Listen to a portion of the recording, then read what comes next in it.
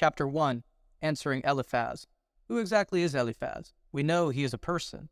He is a character in the book of Job. He seems to be an inhabitant of Arabia. Eliphaz is not a headliner in the Bible, like the prominent Old Testament figure called Moses.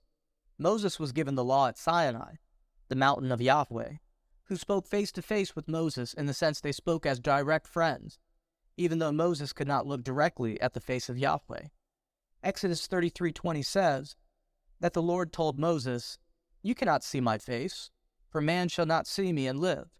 Moses was Israel's deliverer in the Exodus and highly revered by the Jewish people, and well respected by the people of the ANE, ancient Near East. Yet how does Eliphaz play a role in the Exodus? And what is his primary purpose in Scripture? Though Eliphaz is largely forgotten in the pages of Scripture, only to be shelved in the book of Job, one thing that ruminates in the mind is that he is a contemporary of Job. If they are communicating in dialogue, they coexisted, their lives overlapped, indicating a specific time period when they existed, in antiquity. Second, Eliphaz has speaking lines in the book of Job.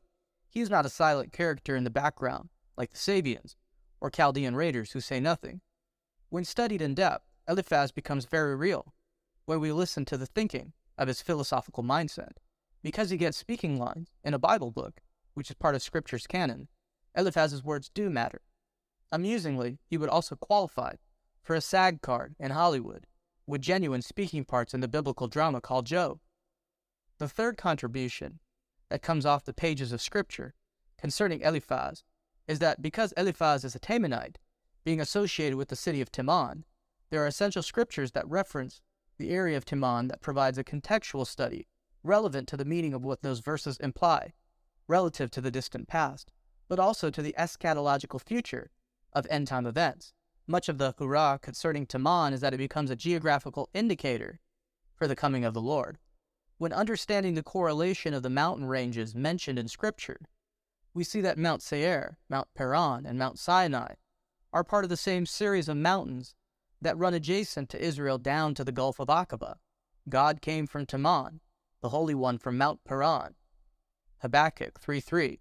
When you read the minor prophet, Habakkuk, one might ask, how is it that God comes from Teman, where Eliphaz is from? What does this passage of Scripture mean? What is the importance of Teman? It becomes a regional indicator of a unique spiritual reality. God came from Teman. How can God come from Teman when God is in heaven? What is this verse talking about? One way to think about it is, was God originally from Teman? Or is the verse speaking about a future prophetic event where God will come from Teman? Somehow, Eliphaz the Temanite becomes relevant to the discussion because God came from Teman, the city of Eliphaz.